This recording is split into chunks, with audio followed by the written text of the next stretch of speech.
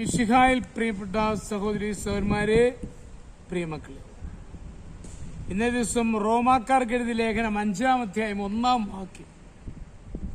വിശ്വാസത്താൽ നീതീകരിക്കപ്പെട്ട നമുക്ക് നമ്മുടെ കർത്താവായ ഈശോ മിശിഹ വഴി ദൈവവുമായി സമാധാനത്തിൽ ആയിരിക്കാം. ലണ്ടനിലെ ഒരു മാനസിക ആശുപത്രി സന്ദർശിച്ച ഒരു വൈദികനോട് ആ സ്ഥാപനത്തിന്റെ ചുമതല വഹിക്കുന്ന ഡോക്ടർ ഇപ്രകാരം പറഞ്ഞു: അവരുടെ പാപങ്ങൾ ക്ഷമിക്കപ്പെട്ടിരിക്കുന്നെന്ന് ബോധ്യം കൊടുക്കാമെങ്കിൽ രോഗികളിൽ പകുതി പേരെയും സുഖമാക്കി അവിടെ നിന്ന് മടക്കി അയക്കാമായിരുന്നു എന്ന്. സ്വന്തം പാപത്തെപ്പറ്റിയുള്ള ഓർമ്മയാണ് അവരിൽ അധികം പേരെയും രോഗികളായി തീർത്തത്.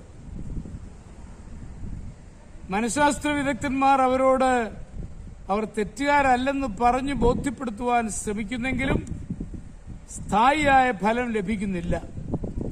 തെറ്റുകളെപ്പറ്റിയുള്ള സ്മരണ അവരിൽ ആഴമായി വേരൂന്നിയിരിക്കുന്നു.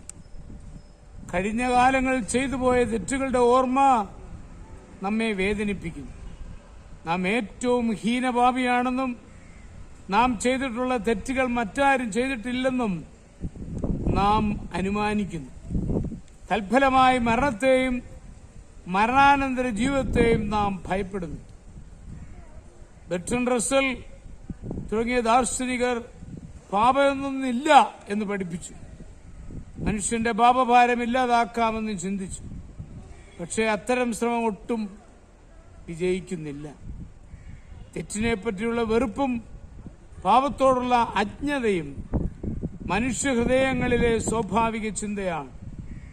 അതില്ലാതാക്കുവാൻ മനുഷ്യന് സ്വയം സാധിക്കുകയില്ല. ക്രൈസ്തവ വിശ്വാസം ഈ വലിയ ഭാരത്തിൽ നിന്ന് നമ്മെ രക്ഷിക്കും.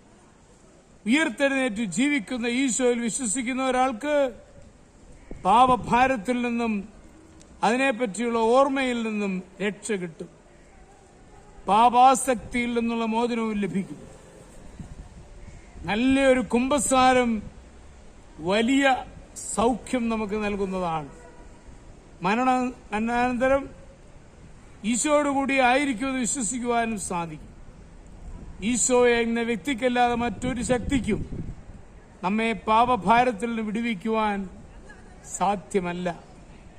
ഈശോയോട് നിരപ്പ് സാധിച്ചാൽ ദൈവിക സമാധാനം നമുക്ക് ലഭിക്കും.